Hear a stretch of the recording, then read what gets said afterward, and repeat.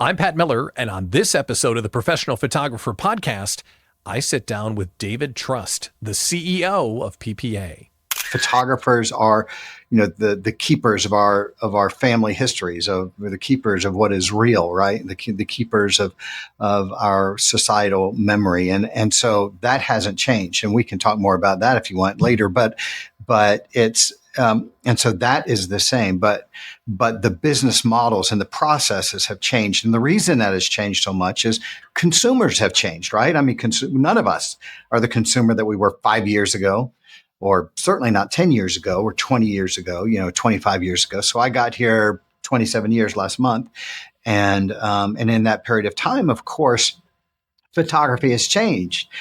And some people say, wow, the industry has just changed so much. Well, it's because consumers have changed, right?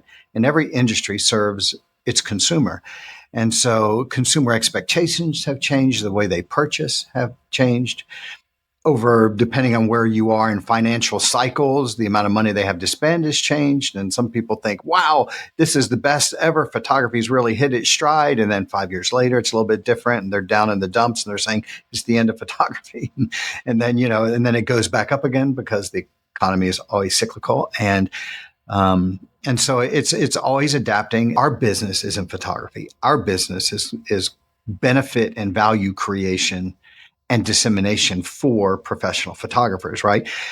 And then also we are the industry watchdog because photographers would have a hard time being that themselves. But I mean, it's our job to protect the industry from predatory products or techniques or new technology, AI in some cases, or predatory laws, or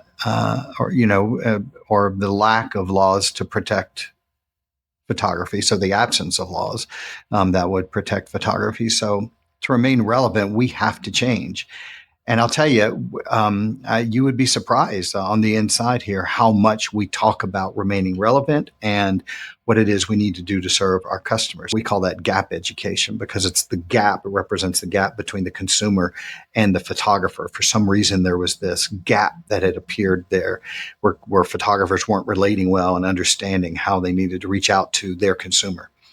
And so that's a gap education, but it's really entrepreneurial skills.